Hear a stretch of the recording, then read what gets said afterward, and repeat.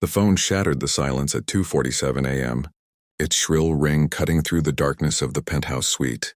Marcus Wellington's hand reached instinctively for the device, his heart already racing with the primal fear that midnight calls bring to every parent's soul. "Mr. Wellington?" The voice was unfamiliar, trembling slightly. "Your son. He's collapsed on the street.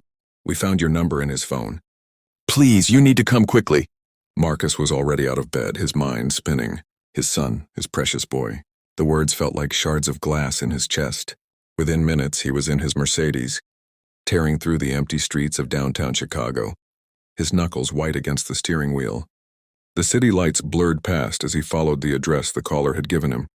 A neighborhood he barely recognized, where the buildings leaned tired against each other and streetlights flickered with exhaustion. When he arrived, his breath caught.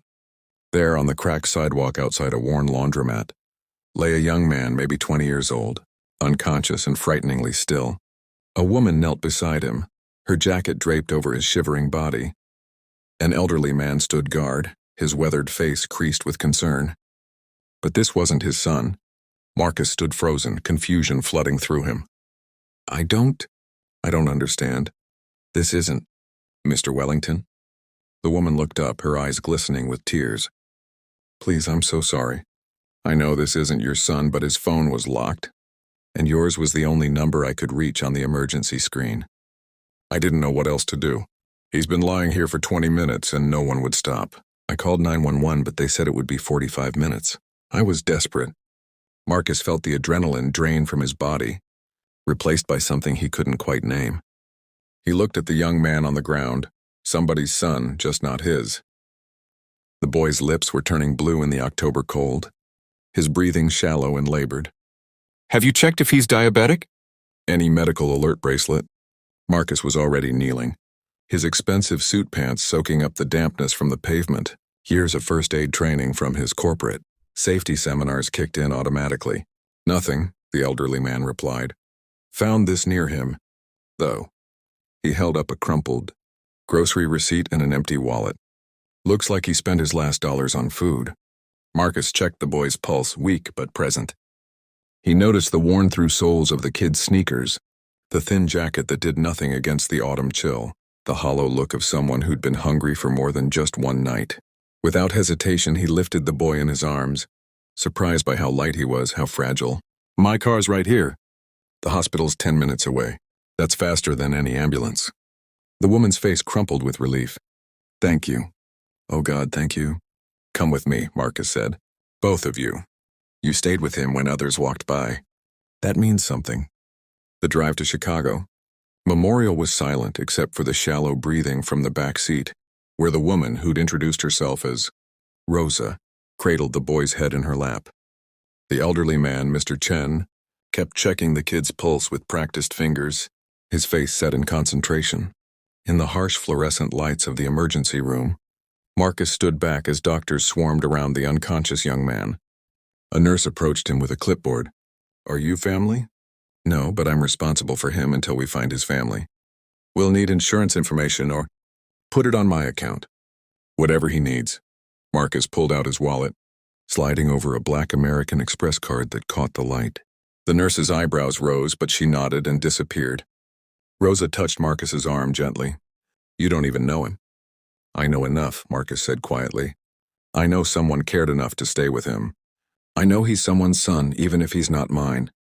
3 hours later, as dawn began painting the sky in shades of amber and rose, a doctor emerged with cautiously good news. The young man, identified from his phone as Daniel Morrison, age 19, had collapsed from severe malnutrition, dehydration and exhaustion. He was stable now, receiving fluids and nutrients, but he'd been days away from organ failure. "Does he have family?" the doctor asked. Marcus had already made calls. Daniel's emergency contacts revealed a story that broke his heart. Parents killed in a car accident 2 years ago, bounced between distant relatives until he aged out at 18, working 3 jobs to put himself through community college, until he lost them all when the factory closed last month. The kid had been living in his car, rationing food, trying desperately to hold on to his dream of becoming a teacher. When Daniel finally woke up, disoriented and frightened, he found Marcus sitting beside his hospital bed. Rosa had brought flowers. Mr. Chen had brought homemade soup. "Who are you?" Daniel's voice was hoarse, confused. Marcus smiled, feeling something crack open in his chest, something that had been closed for too long. "I'm someone who got a phone call meant for someone else. Turned out to be the most important call I've ever received." Over the following weeks, Marcus learned Daniel's story. He learned about the boy's 4.0 GPA, his passion for helping kids in struggling schools, his refusal to give up even when the world seemed determined to grind him down. He learned about nights spent studying in his car under streetlights, about choosing between gas and groceries, about the quiet dignity with which Daniel faced each impossible day. Marcus, who'd built an empire in commercial real estate, who'd accumulated wealth beyond measure, realized he'd forgotten what it felt like to truly see another person. His own son, James, was away at Princeton, more interested in trust funds than purpose. They'd drifted apart years ago, their conversations reduced to arguments about responsibility and gratitude. But something shifted that night on the cold street. Marcus didn't just pay for Daniel's hospital bills. He offered the young man a room in his guest house, a part-time job at his company, and most importantly, mentorship. He established a scholarship fund in Daniel's name for students aging out of foster care. He began volunteering at the community center where Rosa worked. Mr. Chen, it turned out, was a retired doctor who'd been visiting his daughter that night. He became another fixture in this unlikely family, teaching Daniel and Marcus alike about resilience and grace. 6 months later, Marcus sat in his living room, not the showpiece penthouse, but the home he'd bought closer to the neighborhood where he'd found Daniel. His real son, James, sat across from him, home for spring break and visibly uncomfortable with this new reality. "I don't get it, Dad," James said, gesturing at the photos on the wall. Marcus and Daniel at a soup kitchen, Rosa's family at a barbecue, Mr. Chen teaching Daniel to play chess. "Why are you doing all this for strangers?" Marcus looked at his son, his biological son, and felt a complicated mix of love and sadness. "Because one night, someone called me thinking I was a father who needed to save his son. And in trying to help someone else's child, I remembered what being a father actually means. It's not about blood, James, it's about showing up. It's about seeing someone who needs help and not walking past." James was quiet for a long moment. When he spoke, his voice was small. Did I make you forget that?" "No, son. I forgot it myself. I got so caught up in building an empire that I forgot to build connections. I was giving you money when what you needed was my time, my attention, my example." That summer, James didn't intern at his father's company as planned. Instead, he worked alongside Daniel at the youth center, tutoring kids who reminded him of the young man his father had saved. He came home with stories instead of complaints, with purpose instead of entitlement. Daniel graduated at the top of his class and earned a full scholarship to the University of Chicago's education program. At his graduation party, held in Marcus's backyard with Rosa's entire family, Mr. Chen's daughter and grandchildren, and a crowd of community center kids, he raised his glass with shaking hands. 2 years ago, I fell asleep on a street corner, convinced I was worthless, convinced the world didn't care if I lived or died. But Rosa stopped, Mr. Chen stopped, and a man who had every reason to turn around and go home decided to stay. He looked at Marcus, eyes bright. "You didn't just save my life that night. You showed me what love actually looks like. Not the love we're born into, but the love we choose.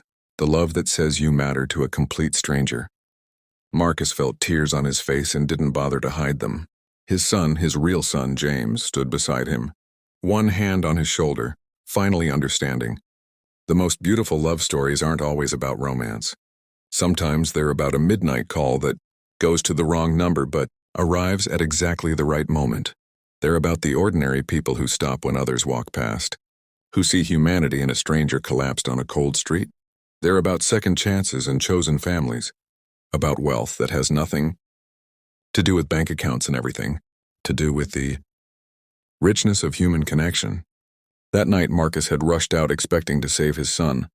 Instead, he'd saved himself from a life of isolation, from the poverty of a heart that had forgotten how to truly give, from the tragedy of having everything and missing the only things that mattered. Love, he learned, isn't found. It's built, one midnight call, one act of kindness, one moment of choosing to stay when you could walk away.